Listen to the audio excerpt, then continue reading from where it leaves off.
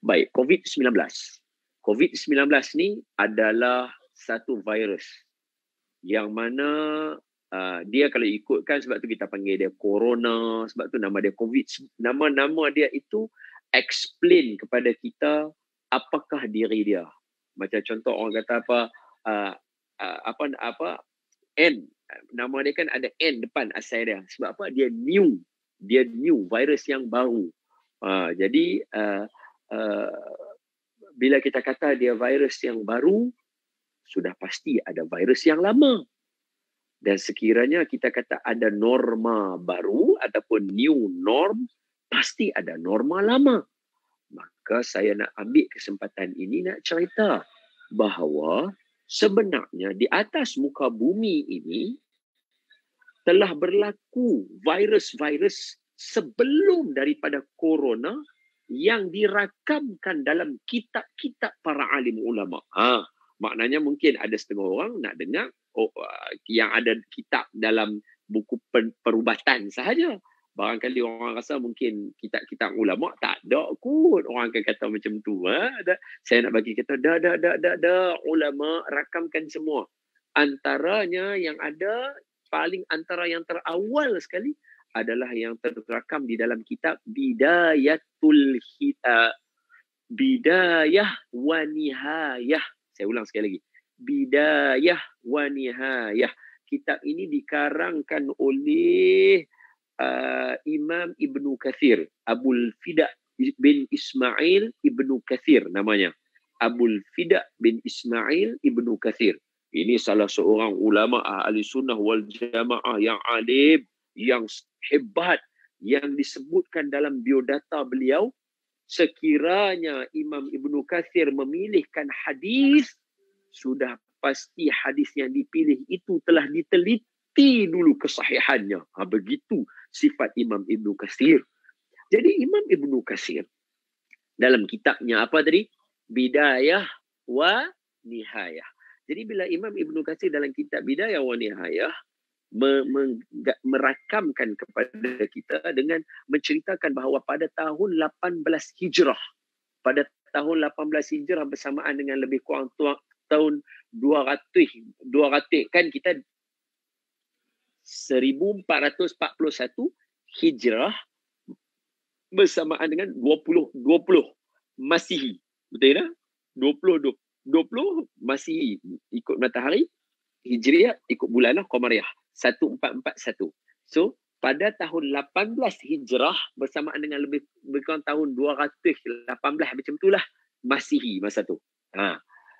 Berlaku satu wabak ta'un yang melanda di negara-negara Arab, sehingga kan disebabkan oleh ta'un ini ada di kalangan sahabat-sahabat mu'tabar yang meninggal dunia. Kerana pada tahun 18 Hijrah adalah ketika zaman pemerintahan Saidina Umar. Sebab itu kalau biasa baca sejarah Saidina Umar, ada kan Saidina Umar buat rombongan nak melalui satu kawasan itu, kemudian kawasan itu ada penyakit ta'un. Maka Saidina Umar menyuruh untuk kita berpaling daripada jalan itu. Masa awal-awal COVID dulu orang bincang. Bila orang bincang tentang sejarah Saidina Umar berkaitan dengan ta'un ini, ini saya nak bagi tahu kata, ketika ta'un ini berlaku, ramai di kalangan para sahabat yang meninggal dunia, di kalangan para sahabat yang mu'tabar juga. Sahabat Nabi yang makan sekali dengan Nabi, semayang sekali berimamkan baginda Nabi sallallahu alaihi wasallam, duduk sekali sezaman dengan Nabi, tengok Nabi, rupa paras Nabi, salam Nabi, cium Nabi. Ada di kalangan sahabat ini yang even duduk bersama Nabi dalam perang.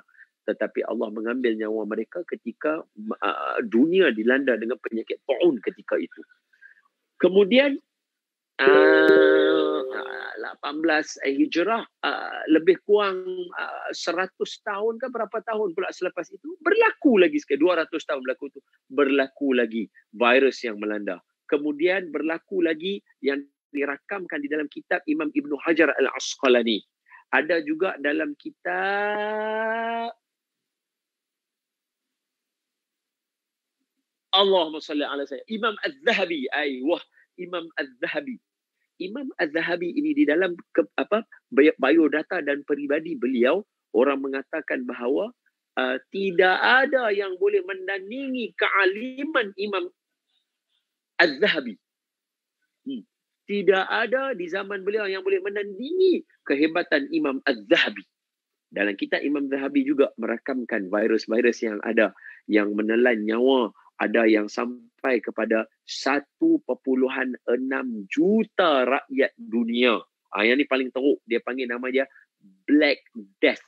Ni pustaka negeri Sarawak, jadi saya pun cakap dengan fakta-fakta maklumat, nanti senanglah orang nak cari dalam pustaka dan sebagainya. Black Death nama dia. Kematian hitam dia panggil.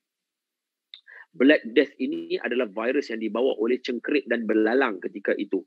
Dia melanda dunia ketika itu, menyebabkan yang meninggal dunia adalah sebanyak 1.6 juta rakyat. Bayangkan. Dan berpindah pula kepada... bukan. Itu virus lain, 1.6 juta.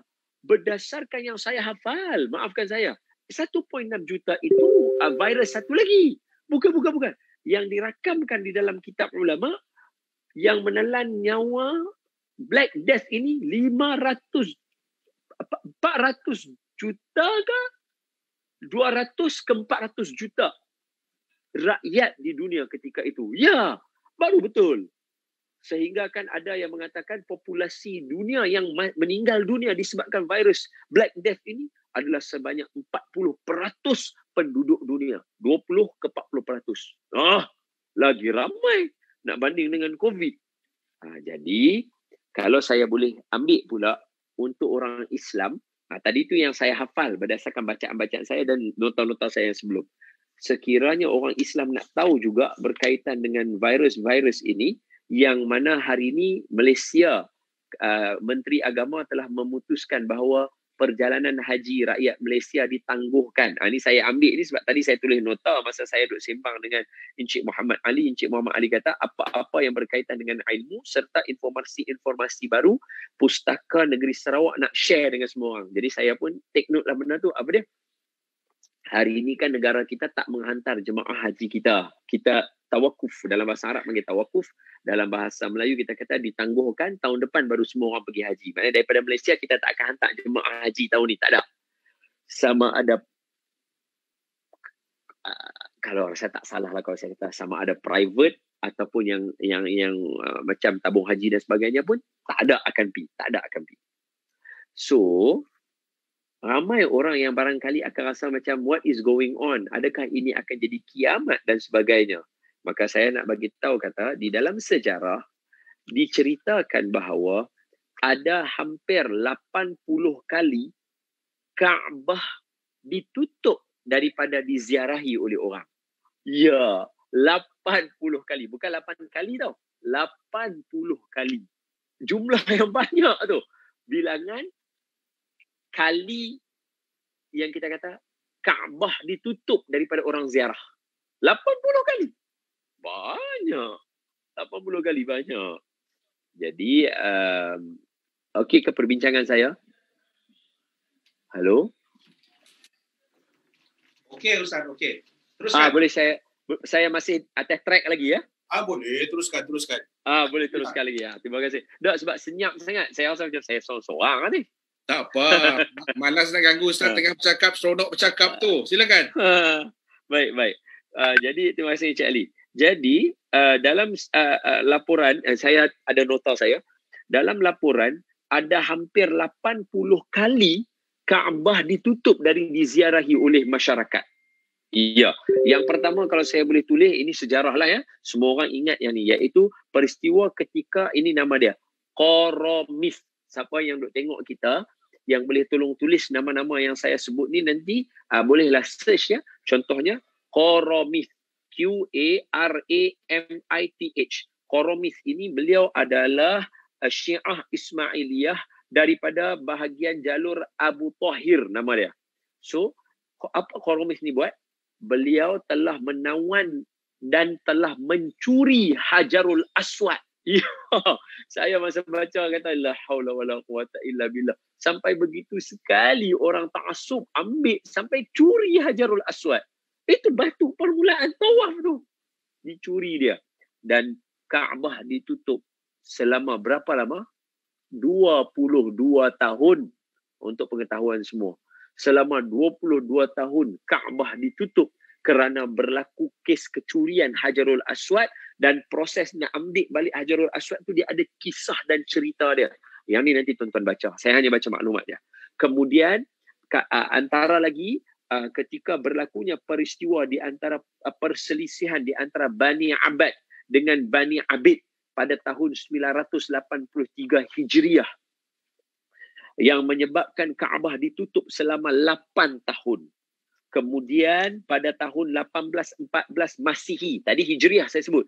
Kalau yang 983 Hijriah bersamaan dengan 1858 Masihi, lebih kurang macam tu. Pada tahun 1814 Masihi berlaku wabak taun yang menelan nyawa sebanyak 8,000 orang. Masa ni penduduk dunia lebih kurang dalam 2 juta orang macam tu zaman ni. Kemudian pada tahun 1831 berlaku lagi wabak dikenali dengan nama wabak Hindi. Wabak Hindi. Wabak yang datang daripada India menyebabkan Kaabah ditutup sekali lagi. Yang mana zaman itu tahun 1831, kalau kat Malaysia ni orang panggil zaman orang pergi haji naik kapal haji. Dia bukan naik kapal terbang, dia naik kapal haji. Mungkin ada orang-orang yang pengalaman ataupun orang-orang Sarawak yang mungkin ada datuk nenek yang sempat buat begitu. Barangkali ada. Berlayarnya saja 3 bulan. Berlayar saja 3 bulan. Pergi 3 bulan balik. 6 bulan. Perjalanan.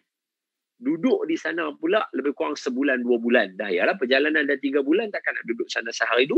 Barangkali ada yang duduk 3 bulan, 6 bulan. Jadi pergi 6 bulan, pergi balik 6 bulan, duduk pun 6 bulan. Maknanya kalau keluar daripada rumah nak pergi buat haji tu, setahun pula baru balik jumpa. Betul. Macam orang memang pergi belajar sungguh lah. Sebab tu yang mana zaman tu siapa yang pergi jadi alim lah. Atas kapal mengaji ilmu kitab. Jadi pada zaman itu, perhimpunan yang ramai adalah pada musim haji. Ketika itu, jemaah haji yang meninggal dunia adalah seramai 34 orang yang meninggal dunia dan ada beberapa yang dijangkiti dengan virus Hindi ini yang menyebabkan Kaabah ditutup daripada diziarahi untuk beberapa ketika. Kemudian berlaku pada tahun 1837 berlaku wabak pandemik macam kita lah, epidemik ni macam kita. Kemudian pada tahun 1846, 1850, 1865, 1883 terkenal dengan wabak yang dinamakan wabak kolera. Ini ada dalam sejarah. Dan kalau siapa nak tengok kolera ni boleh tekan saja di internet sebab sekarang kolera banyak di kawasan Afrika dan sebagainya. Ini nanti tuan-tuan boleh cari. Yang mana setiap hari ketika tahun 1846, 1850, 1865, 1883 ni, setiap hari 1,000 orang meninggal dunia. Inna lillahi wa inna ilaihi raji'un. Ni teruk. Dan dirakamkan di dalam sejarah bahawa ketika peristiwa ini berlaku, sebab ramai sangat orang meninggal dunia, sehari sampai 1,000 orang. Sehari sampai 1,000 orang. Menyebabkan bergelimpangan mayat di tepi jalan. Orang buat tak tahu macam tu. Sebab nak sentuh tak boleh. Kolera. Biar aja. Ketika ini. Dan sekali lagi ketika ini, Kaabah ditutup. Dan kemudian pada tahun 1895, berlaku satu wabak nama wabak typhus. Kalau tak silap saya sebut ni. Dia macam wabak typhoid. Untuk dia macam cirit-birit, sakit perut dan sebagainya. Sebab itu, pada tahun 1895 ditutup lagi sekali Kaabah Baitullahil Haram. Dan pada tahun 1987, tak jauh daripada kita. Kita tahun 2020, ini tahun 1987, lebih kurang 11.30, lebih kurang inilah betul tak saya kira 19 lebih kurang lah 100 lebih kurang berapa ya. Yang ni pinjam sini 90, lebih kurang 1,000 tahun lah belakang daripada kita. 1,000 tahun yang lalu. Betul tak saya kira? Betul lah. Lebih kurang berlaku satu wabak yang dinamakan wabak meningitis. Sebab itu, orang yang nak pergi haji, dia kena ambil injection pneumococcal meningitis. Kalau kita tak silap saya punya sebutan dia, yang mana yang doktor dia mahir lah. Sebab tu kalau kita nak pergi Mekah, kita kena cucuk vaksin sebelum kita nak pergi, bagi dia aktif dalam badan kita. Nama dia pneumococcal meningitis. Sebab apa? Sebab virus ni biasa menelan nyawa 10,000 jemaah haji. Ya. Jadi ini sebagai contoh-contoh yang saya boleh senaraikan kepada semua bahawa Kaabah dan juga virus yang berlaku bukanlah kali pertama ini. In fact, tahun 2009 paling dekat dengan kita berlaku H1N1 yang menelan nyawa sebanyak 500,000 orang zaman H1N1. Balik 11 tahun yang lalu. Kemudian jangan lupa virus yang sebelum tu sikit lagi tahun 19 berapakah? Yang 1920 yang orang kaitkan dengan coronavirus, iaitu virus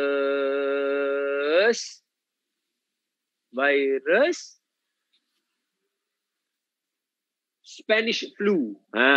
Virus Spanish flu yang menelan nyawa banyak ketika mana zaman itu. 100 tahun yang lalu. Jadi sebagai orang kita hari ini, sebab tajuk kita coronavirus muhasabah diri. So sebelum kita nak muhasabah diri, kita kena tahu kita nak muhasabah apa. Kita nak muhasabah dengan pemikiran apa. Jadi sekiranya kita dengar macam ni, faham kita bahawa virus yang berlaku di atas muka bumi pasti akan sentiasa ada. Dan maafkan saya ya, kalau ikut sebahagian pakar-pakar perubatan kan, tuan-tuan dan puan-puan yang ikut kita punya live hari ini, ada orang kata, cuba tengok dulu ketika mana berlaku ta'un. Ta'un ni antara virus yang kuat lah, yang menyebabkan orang terkesan dan ramai orang mati. Ya, macam saya baca sejarah tadi, berapa banyak ta'un. Orang kata apa? Masa berlaku ta'un, semua orang kata ini teruk. Tapi selepas ta'un, datangnya HIV dan sebagainya. Dia datang penyakit-penyakit baru.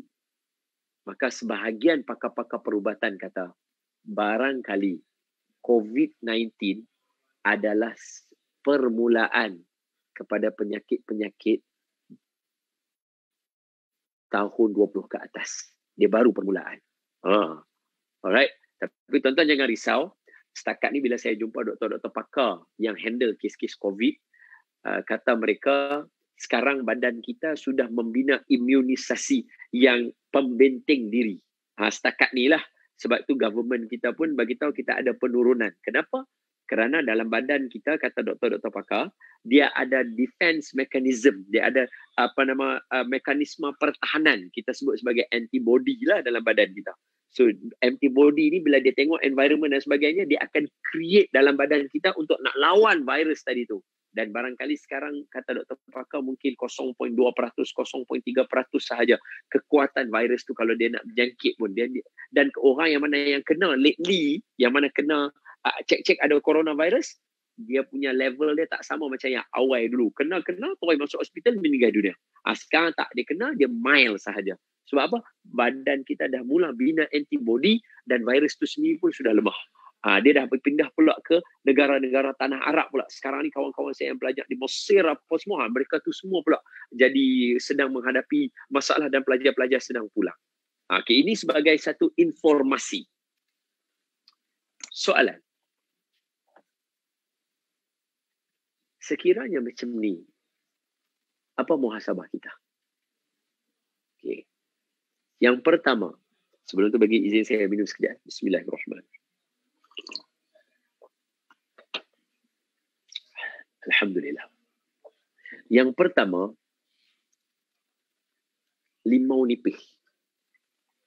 Encik Ali, dekat belah Sabah, Sarawak, limau kasturi, limau nipis ni orang panggil limau nipis, limau kasturi juga kan? Sama juga Ustaz. Sama juga. Jadi, sekadar nak tanya Encik Ali je lah. Encik Ali. Ya. Limau kasturi ni wangi, betul tak? Betul. Sekiranya saya ambil limau kasturi ini, Saya perahkan di atas tangan saya ini. Kan saya ambil timbal kasturi, saya perah dia. Lepas tu saya buat macam ni. Lepas tu saya cium dia. Agak-agak Encik Ali wangi tak wangi tapak tangan saya? Wangi, Ustaz. Masya Allah. Kadang-kadang kita yang mana yang bersiang ikan, kan? Kita buat ikan apa semua kan. Orang Sabah Sarawak terkenal juga dengan makanan laut dia kan. Kan kalau kita macam buat sotong apa, kalau kena kita akan ambil limau nipis atau limau kasturi ni kita buat kat tangan kita nak bagi wangi. Nak bagi hilang bau ikan tadi, betul? Hanya ikan tu kita nak buang, betul? Okey. Saya nak daripada perkataan betul Encik Ali tadi tu, saya nak bagi tahu kata macam ni. Encik Ali tengok Encik Ali tengok Boleh.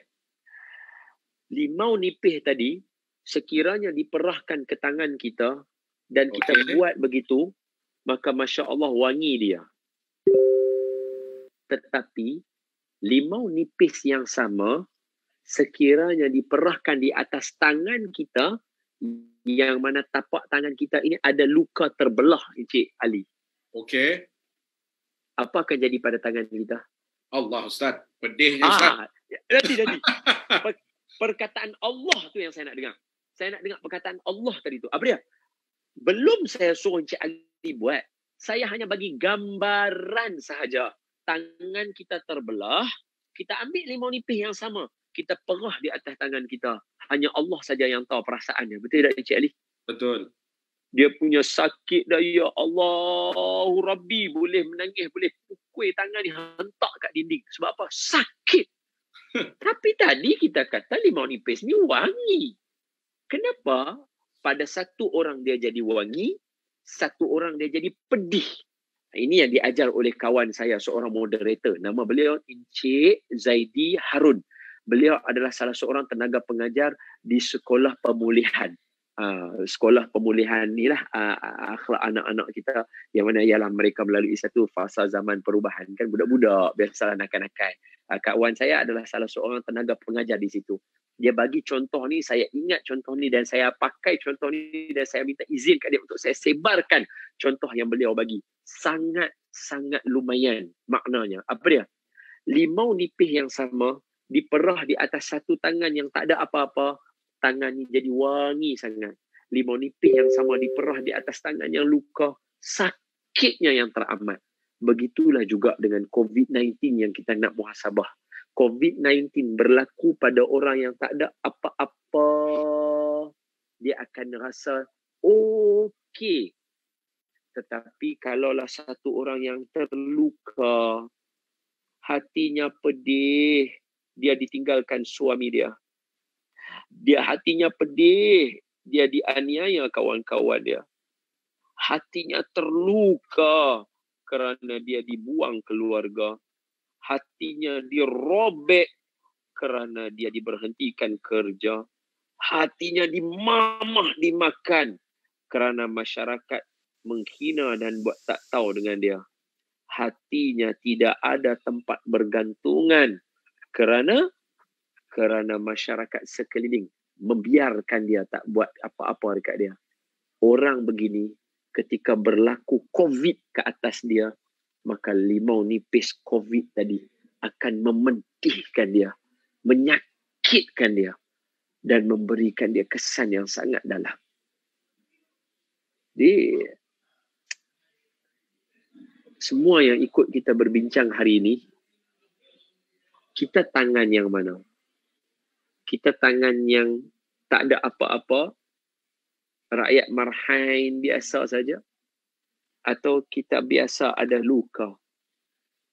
Kalau kita berbeza tangan, maka berbeza muhasabah kita. Kalau saya boleh bawa satu lagi contoh,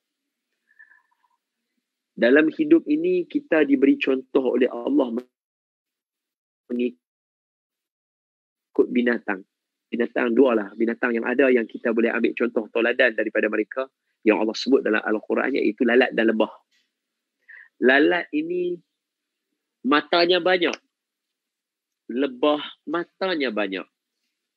Lalat besar tu. Lebah pun besar tu juga. Tetapi lalat kita akan jumpa dia dekat tempat yang kotor. Kerana mata lalat hanya nampak benda-benda kotor saja. dia nampak najis, dia nampak sampah, dia nampak makanan terbiak, dia nampak makanan basi. Dia menghinggap pada situ.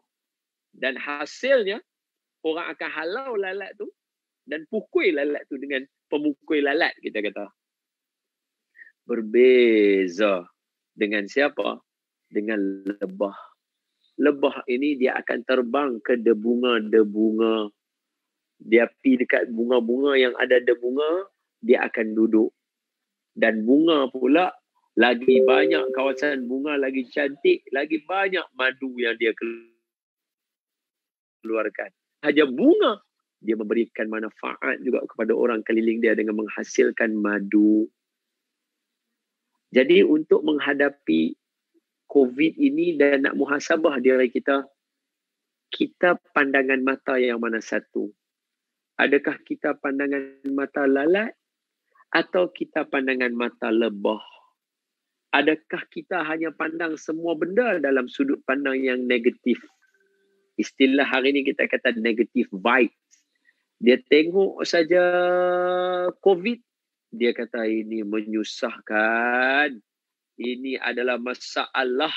Ini adalah kerana pemimpin-pemimpin yang tidak adil.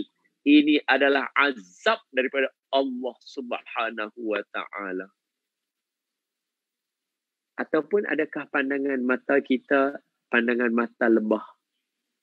Ya Allah, Malaysia sudah menyuruh rakyat dia menuju ke arah information technology, IT, ataupun teknologi maklumat bermula sejak zaman MSC lagi, Multimedia Super Corridor, bermula tahun 2000-an, tahun 1999 dan 2000, Malaysia dah mengajak rakyatnya untuk ke arah millennium, bersedia dengan classroom online dan sebagainya.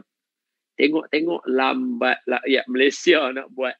Allah sendiri yang mengajar dan memaksa kita untuk menghidupkan kelas online supaya kita bersedia untuk tahun 2021 dan kehadapan. Masya Allah, jadi COVID-19 ini membuatkan orang yang selama ini terlalu sibuk dan tak pernah tengok anaknya membesar depan mata dia. Hari ini dia boleh tengok anak dia hari-hari dan dia bersama dengan anak-anak dia. Tidak ada pengalaman yang paling indah dalam hidup seorang ayah, kata saya ni, melainkan bila dia dapat tidur dan kelilingnya ada anak-anak dan isterinya. Saya selama ni tidur di hotel-hotel saja. Orang dengar hotel, ya hotel. Tapi hotel rasa sunyi kalau kita tidur seorang-seorang. Rumah walaupun sempit, tapi sebab tidur dengan anak-anak, ada isteri, kita rasa luasnya dunia ini. Kata ulama, Habib Ahmad Al-Habshi, bagi orang yang mencintai, duduk satu kaki kali satu kaki pun terasa luas. Tapi orang yang membenci, kata Habib Ahmad Al-Habshi, seluas dunia pun rasa sempit. Yakinlah, tanyalah siapa pun seorang ayah yang kuat bekerja, sibuk dengan kerja, dapat dia tidur dengan pelukan anak dia dalam dekapan dia. Dia menjadi makanan kepada sanubari dia untuk dia esok berjuang lagi kuat selepas coronavirus ini. Ada lagi yang memandang coronavirus ini, wah, inilah peluang untuk kita menghidupkan bisnes online kita. Kalau tidak, orang-orang Sabah dan Sarawak susah nak jual barang-barang Sabah Sarawak ke Semenanjung. Tapi melalui coronavirus, berapa ramai yang boleh buat trading secara lebih laju dan pantas nak dibandingkan dengan tahun sebelum tahun sebelum ni yang tak berlaku coronavirus. Seolah-olah Allah nak memberi rezeki pula kepada orang-orang yang duduk dalam dunia macam ni. Tengok, ada bisnes-bisnes yang jatuh. Sebab apa? Dulu kamu dah menikmati dah kekayaan. Bagi pula orang lain juga. Seolah-olah Allah cuba menunjukkan keadilan Allah di atas muka bumi dengan apa yang terjadi dalam peristiwa corona ini. Jadi, untuk kita muhasabah, dua pemikiran ini kena ada dekat kita. Yang pertama, limau nipis. Sekiranya coronavirus limau nipis ini diperahkan di atas tangan kita yang tak ada apa-apa. Seperti dalam hadis Nabi, Encik Ali. Ya. Encik Ali biasa dengar tak Nabi kata tentang, biasa dengar tak cerita tentang seorang lelaki nama Abu Dhamdham? Abu Dhamdham. Abu Dhamdham. Abu Dhamdham. Biasa betul dengar. ke sebutan tu Ustaz? Dhamdham. Betul. Kalau tak betul macam tadi, Dhamdham tadi saya dah betul dah. Dhamdham tu betul. Saya rasanya belum pernah dengar cerita tu Ustaz. Menarik juga kalau nak dikongsikan. Suatu hari baginda Nabi sallallahu alaihi wa ala alihi wasallam berkata kepada para sahabat, Nabi kata, susahkah kamu semua nak jadi seperti Abu Dhamdham? Maka sahabat semua kata, Abu Dhamdham? Siapa Abu Dhamdham? Dia berkata, siapa Abu Dhamdham ni? Kata macam tu. Nabi kata, susahkah kamu semua menjadi Abu Dhamdham? Yang ni saya nak ajak sikit Encik Ali dan semua berfikir ya. Cuba bayangkan seorang Nabi yang Allah sebutkan dalam Al-Quran, وَمَا يَنْطِقُ عَنِ الْهَوَىٰ إِنْ هُوَ إِلَّا وَحْيٌ يُوحَىٰ. Nabi tidak bercakap melainkan wahyu yang terkeluar dan terpacul daripada mulut baginda Nabi sallallahu alaihi wasallam, melainkan dia adalah daripada Allah. Bayangkan Nabi yang begitu terarah percakapan Nabi, Nabi boleh tanya kepada para sahabat, susahkah kamu semua nak jadi macam Abu Dhamdham? Apa makna dia Encik Ali? Seolah-olah Nabi nak bagi tahu dekat umat Nabi, wahai umat aku, paling kurang jadilah macam Abu Dhamdham. Nabi sarankan kita, Nabi cadang kepada kita, Nabi apa lagi perkataan dia?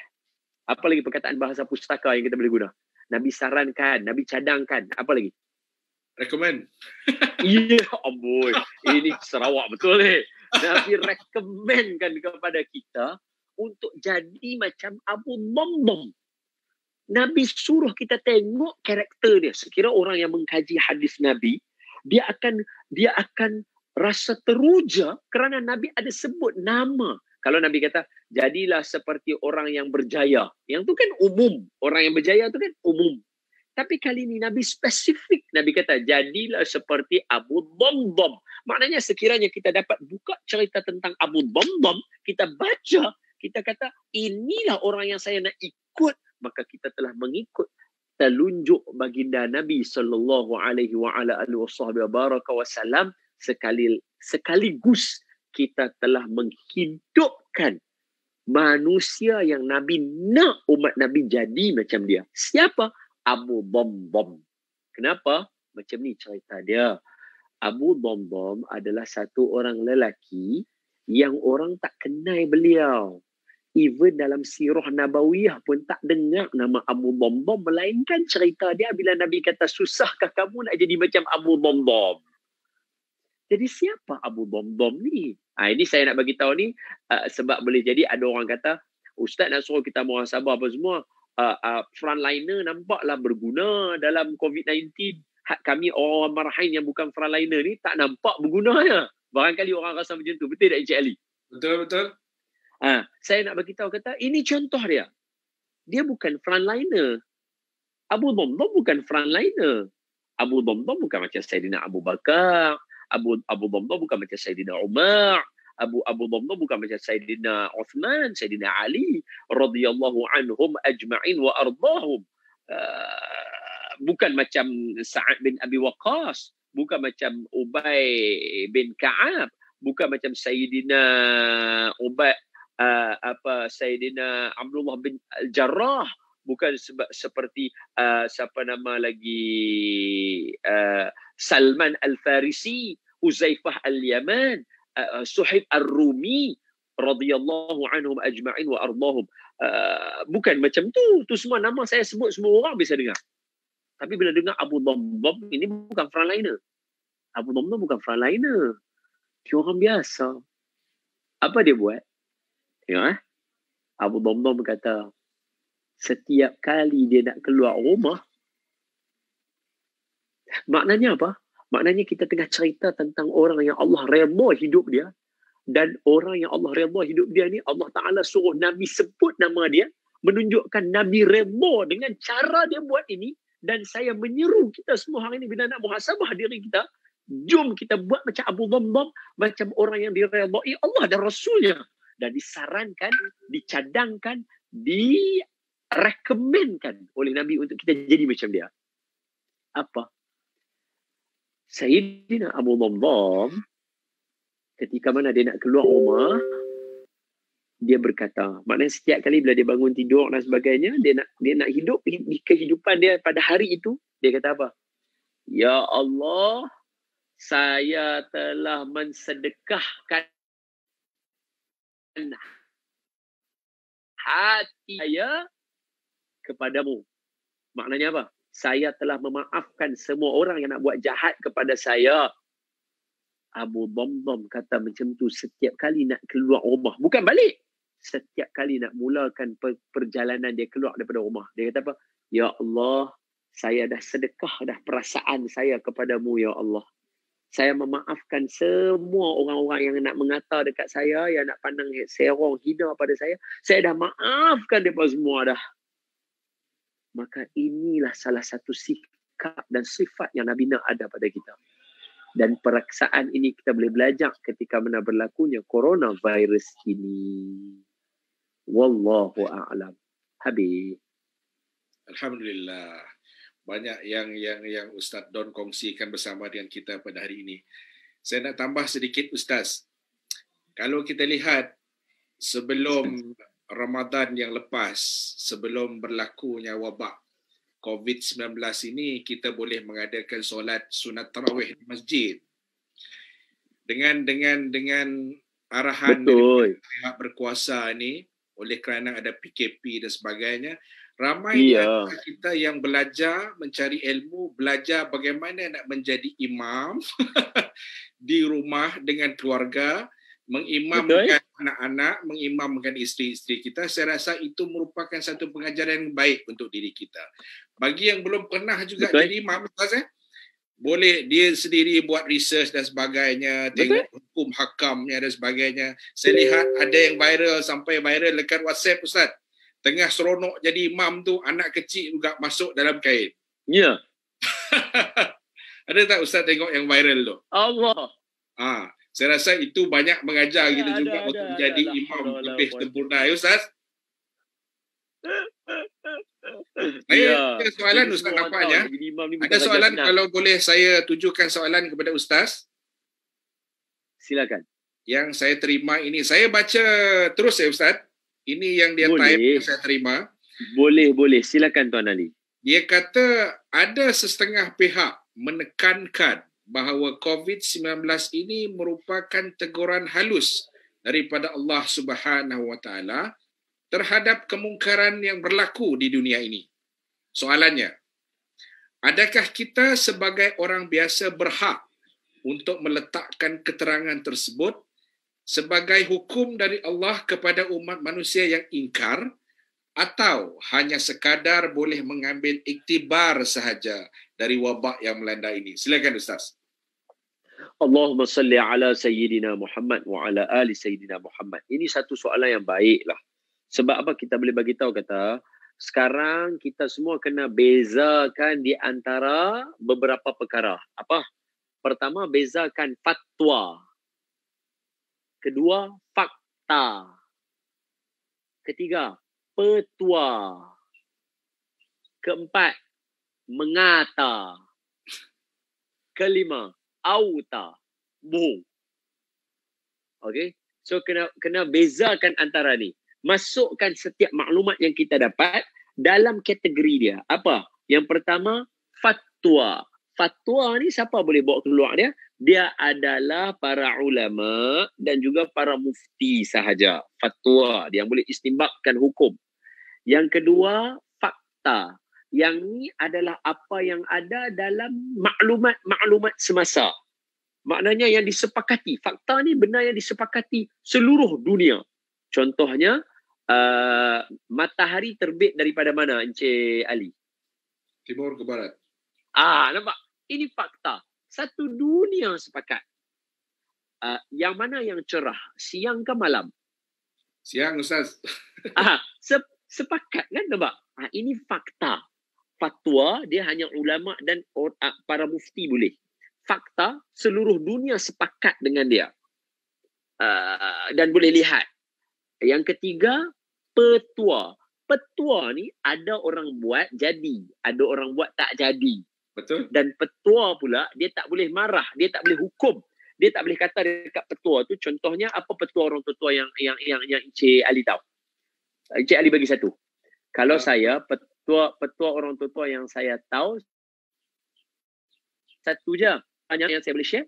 Apa dia, Ustaz? Orang tua kata, kalau duduk meniarap jangan angkat kaki, nanti mak kita mati. Ada satu lagi, Ustaz, kalau boleh saya nak share. Petua orang tua dulu juga. Ya. Tidak boleh duduk di atas bantal yang kita tidur tu. Nanti ada kena bisul. Okey. Ini petua ataupun kalau kita tadi kata peringatan orang tua lah lagu tu kan. Sebab ada orang yang dia duduk tiba-tiba esok naik bisul bungkuk dia. Ada orang yang dia duduk tak ada apa pun. Betul. Ada orang yang dia duduk meniarap, dia angkat kaki dia, mak dia tak mati, dia hidup macam tu juga. Betul. Ada orang yang dia meniarap, dia angkat kaki, memang takdir dia seminggu lepas tu mak dia meninggal. Betul. Ada orang yang germit pensel. Tahu germit? Apa asah pensel? Asah pensel tu. Pensel asah belah sini dengan belah sini hujung. Ada orang yang dia buat macam tu, tak ada apa pun. Ada orang yang dia buat betul-betul mak dia meninggal dunia. Betul. Jadi ada juga contoh lagi kita ambil. Petua. Siapa yang anak-anak dia baby kecil yang baru lahir, hidung dia tersumbat ke dan sebagainya, potongkan bawang merah atau bawang putih, letakkan dalam mangkuk, letak di keliling tempat anak kita tidur tu. Nanti dia akan sembuh. Ada orang yang bukan dia hirih bawang, seketul bawang letak pun anak dia tak baik-baik juga. Boleh faham? Itu petua. Petua ni kita tak boleh kata, ada potong bawang, berdosa ni buat lagu ni. Dia tak boleh. Sebab petua ni ada orang buat jadi, ada orang buat tak jadi. Sebab tu saya suruh beza. Yang pertama tadi fatwa. Yang kedua tadi fakta. Yang ketiga tu petua. Yang keempat itu ialah mengata. Ada yang termasuk kategori mengata. Dia mengata. Kita duk ingat benda tu betul. Tapi sebenarnya dia nak mengata. Yang kelima apa dia? Auta. Bahasa orang utara. Auta. Apa dia? Bohong.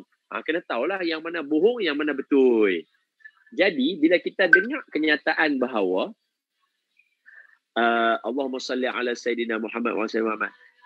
Jadi, bila kita dengar kenyataan bahawa COVID ini adalah teguran daripada Allah yang mana kepada segala maksiat yang kita lakukan, dia termasuk dalam kategori mana? Sebelum kita nak cerita dekat semua orang, adakah dia termasuk bohong? Tak boleh. Dia bukan bohong sebab ada ayat-ayat Al-Quran yang menceritakan bahawa setiap perkara ujian yang berlaku ini adalah disebabkan oleh kesalahan kita. Zaharal fasadu fil barri wal bahr bima kasabat aydin nas. Ulama baca. Apa dia? Sesungguhnya kerosakan atas muka bumi ini adalah disebabkan manusia sendiri. Kamu buat dosa, mak dunia rosak, Allah tegur. Kena ambil perhatian. Tebang balak ikut dan yang dekat Sarawak tu misalnya. Kemudian berlaku banjir lumpur. Bolehkah Encik Ali saya bagi contoh lagu tu, tak apa kah? Apa, tak jadi masalah. Tebang balak dekat Sarawak ikut suka aja, merata-rata tebang-tebang, berlaku banjir itu teguran. Allah kata kamu melampaui batas. Kita ambil berpada-pada, contohnya macam tu. Itu memang ada ayat Al-Quran. Jadi kalau kita nak kata bohong tak boleh juga. Tapi kita nak kata fatwa, mufti mana yang kata? Boleh faham? Jadi kita nak kata mengata, tidak, itu tak mengata, itu peringatan, tazkirah. Adakah dia termasuk dalam fakta? Boleh jadi. Jadi sekiranya dia termasuk dalam fakta, kita boleh kongsi. Tapi janganlah kita memaksa orang menerima itu sebagai fatwa. Macam ada setengah orang kata, kena terima ni, ini adalah perkara yang paling betul. Dia teguran daripada Allah. Kalau orang tu kata, mungkin tak kot, dia adalah untuk muhasabah kita sama-sama. Ataupun dia adalah satu benda yang Allah buat untuk nak menuju ke arah kebaikan. Salah satu cara Allah didik kita. Macam puasa lah. puasa, hari-hari lain kita boleh makan. Bila puasa, dia bukan bala ataupun musibah pada kita. Dia cara Allah nak didik kita jadi orang berjaya. Jadi boleh jadi itu adalah cara Allah nak bentuk kita supaya menuju ke arah lebih milenium. Jadi dia tak boleh paksa orang mengatakan ini adalah benda yang paling betul dan kena terima. Sebab apa? Dia bukan fatwa. Dan dia hanyalah sekadar barangkali fakta ataupun petua sahaja. Boleh dapat tak? Dapat. Jadi saya kepada ada sempat lagi, kita ada masa sempat lagi Ustaz, kalau boleh saya ada sekejap Ali, kepada insan yang bertanya tadi, ini ada satu soalan yang baik dan cara Encik bertanya tadi juga bagus sebab dia kata, boleh tak kalau kita letakkan yang ni untuk diceritakan kepada orang? Boleh, tapi cerita dengan cara kategori tadi. Kalau fatwa, kita suruh betul-betul orang pegang. Kerana ini fatwa. Kalau dia fakta, kita hanya beritahu macam kita baca warta berita. Contohnya, kita boleh habaq kat kawan-kawan dengan mengatakan, boleh jadi aku rasa yang ni peringatan Allah kot. Wallahu'alam. Ayat Quran pun ada. Habaq kata segala musibah berlaku ni nak tegur kita. Tapi wallahu'alam, tak nampak pula ulama' kata fatwa. Dia sekadar macam tu. Dia tak boleh kata, dah lah, hampa semua perkataan salah. Yang paling betul dia adalah teguran. Dia tak boleh kata macam tu sebab dia hanya fakta sahaja. Dan barangkali dia adalah petua dan peringatan sahaja. Jadi kita kena berhati-hati dalam cara kita penyebaran, letakkan dalam kategori yang betul. Wallahualam. Betul.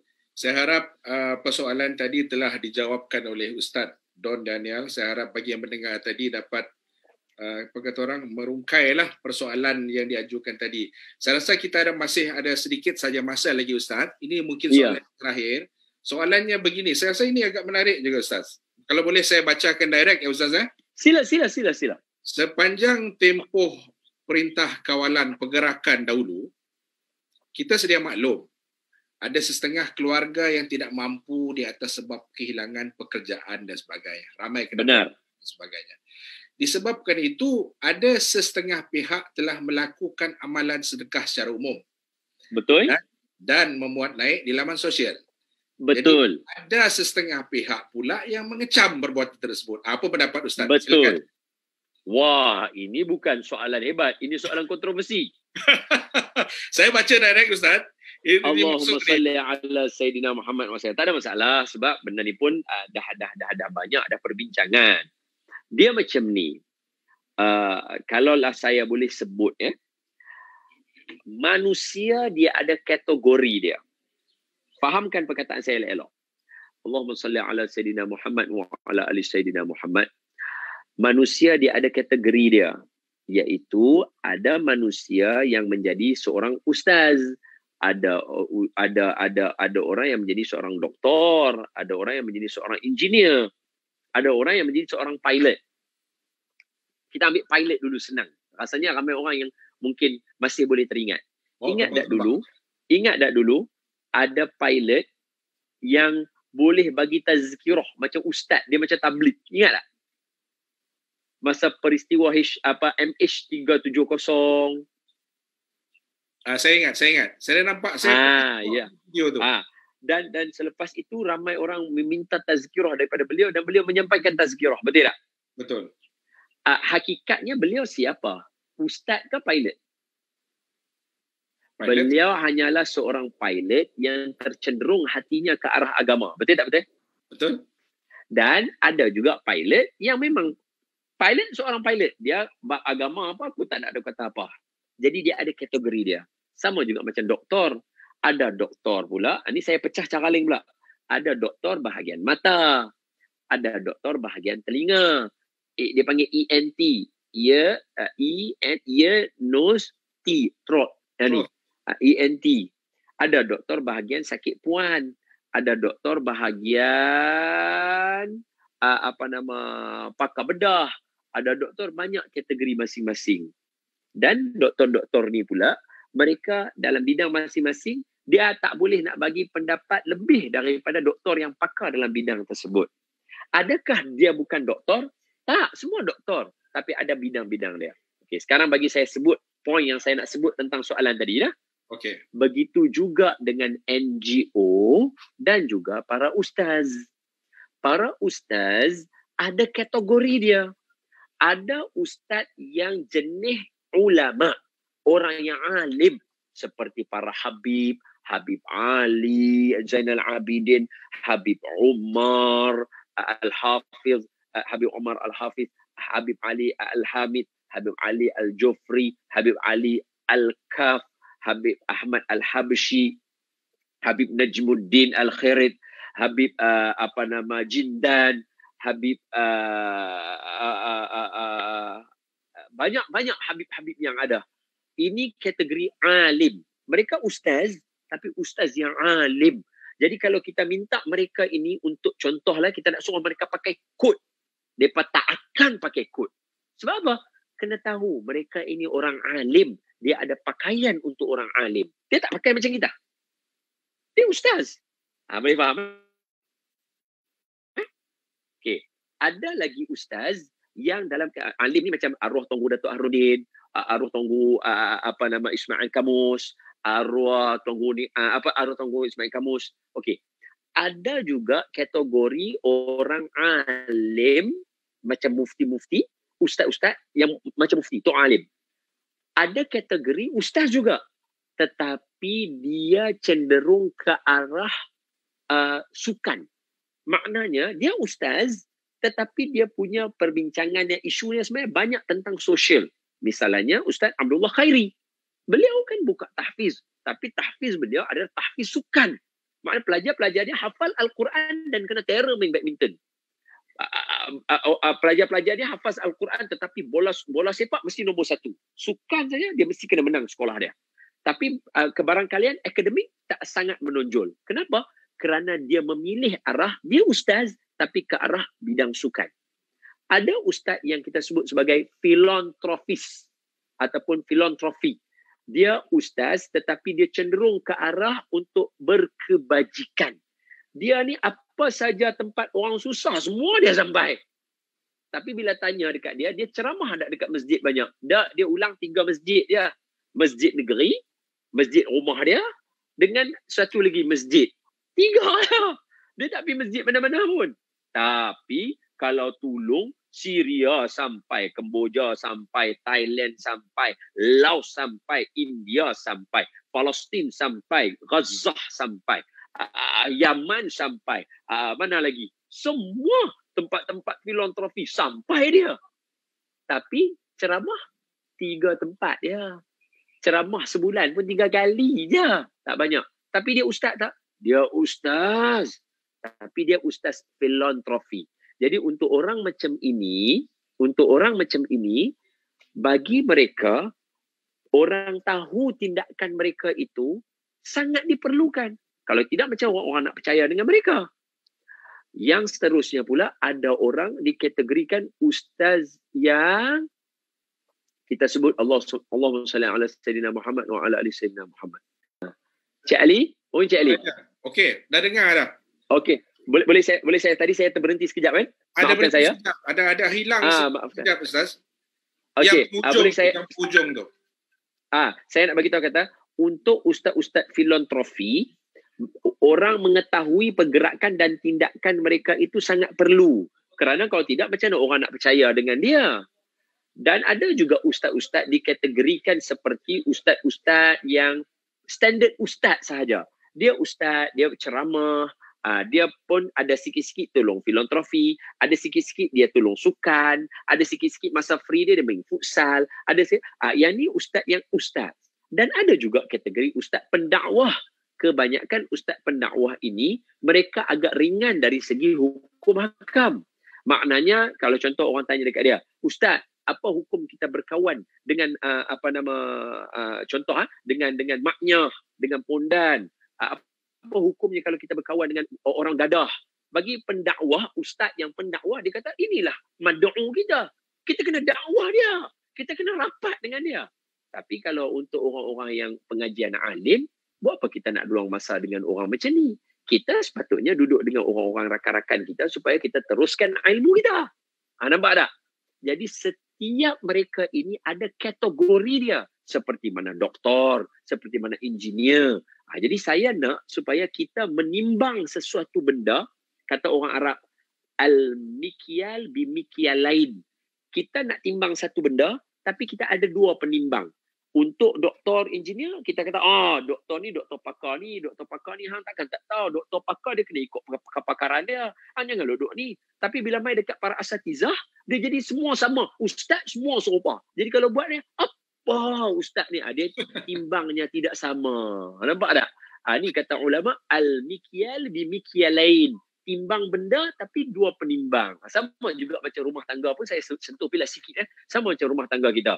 Kalau contohnya suami buat, timbang dia mesti macam ni. Kalau isteri, jadi lain pula timbang dia. Kenapa berbeza? Adakah hukum haram tu untuk suami haramnya lain, untuk isteri haramnya lain? Ada haram yang ringan dengan haram yang berat. Mana boleh? Kalau suami buat haram, isteri buat pun haram. Isteri buat haram, suami buat pun haram. Dia akan jadi penimbang yang mesti sama dalam rumah tangga. Barulah keputusan dalam rumah tangga mesti jadi adil. Jadi dia tak boleh al-mikyal bimikyalain. Kalau orang ni, ini jawapan dia. Kalau orang ni tak boleh. Jadi sama juga. Dalam kategori asatizah, dia ada kategori mereka. Sama juga macam kitab tafsir. Ada Al-Quran yang ditafsirkan untuk fiqh seperti tafsir Imam Syafi'i. Ada tafsir yang untuk perjuangan seperti kitab Tafsir fi Zilalil Quran yang dikarang oleh Asy-Syahid Said Qutb. Ada tafsir yang untuk ruh jiwa seperti Tafsir Al-Azhar yang dikarang oleh Buya Hamka dan seterusnya. Kategori tafsir pun ada berbeza daripada ulama yang mengarang kerana kecenderungannya. Jadi untuk saudara kita yang publish dekat orang, betul juga kerana dia filantropi. Saudara yang tegur tadi itu betul juga kerana dia jaga bahagian hati. Dan dia jaga aib orang yang kita tolong tadi tu. Maka di sini sepatutnya kena wujud kebersamaan pada perkara yang satu lagi. Apa dia? Kepada hak manusia. Ada manusia ni dia ada hak dia. Apa dia? Dia kena jaga aib dia. Dia kena jaga maruah dia. Untuk orang yang menolong orang susah, kan Allah kata apa? Qaulun ma'ruf qaulun ma'rufun min sadaqatin yatba'uha adha. Itu ayat Al-Quran tu. Qaulun ma'rufun macam mana ayat dia? Allahumma salli ala sayyidina Muhammad. Tak dapat keluar pula dah hujung-hujung ni, tak apa nak ingat dah. Dia kata, Allah Ta'ala kata dalam Quran, perkataan baik itu lebih baik daripada sedekah yang dilakukan dalam keadaan adha. Kita menyakitkan orang. Maksudnya bila kita nak bagi ke orang, kawan kata, cik, tolong saya cik. Kita nak bagi duit ke dia. Kita kata, nah ni ambil. Kamu tu kuat. Kerjalah. Jangan asyik meminta. Kan dia terluka tu. Itu dia panggil sebagai azah. So di sini pun berlaku azah juga. Apa dia? Sekiranya kita tolong orang dan kita publishkan muka dia, nanti adik-beradik dia tengok dia, adik-beradik kata, kenapa Pak Cik hang minta sedekah, hang tak tolong? Luka hati keluarga. Dan orang yang marah pula orang yang tolong orang dan mengaibkan orang, kan orang ni tengah buat baik, kita pula orang jadi semuanya akan terluka. Sedangkan perkataan baik itu lebih baik daripada sedekah yang yatba'uha adha, diikuti dengan perkara yang menyakitkan. Jadi berdasarkan kepada soalan yang tanya, pertama kita sebagai masyarakat yang masuk tahun 2020 kena pandai kategorikan, klasifikasikan supaya kita senang untuk membuat tindakan. Yang kedua, berhati-hati dalam kita membuat tindakan agama kerana bila kita nak buat agama mesti kena ikut cara Rasul sallallahu alaihi wasallam. Siapa yang cintakan Rasul, dia tidak akan menyakiti orang lain. Siapa yang cintakan Rasul, dia tidak akan memalukan orang yang lain. Siapa yang cintakan Rasul, dia akan sayang semua orang macam mana Nabi ajar dia untuk sayang. Macam mana kita nak kata, saya cinta Rasulullah, tapi nak suruh puji Nabi pun tak mau. Macam mana kita boleh kata, saya sayang Rasulullah, tapi cara Rasulullah kita tak ikut. Macam mana kita boleh kata, saya cintakan Rasulullah, tapi hanya satu cara je kita ikut, sedangkan Rasulullah bagi kita 5 cara. Nampak tak? Jadi, berhati-hati dalam tindak tanduk kita. Hadza wabillahi taufiq.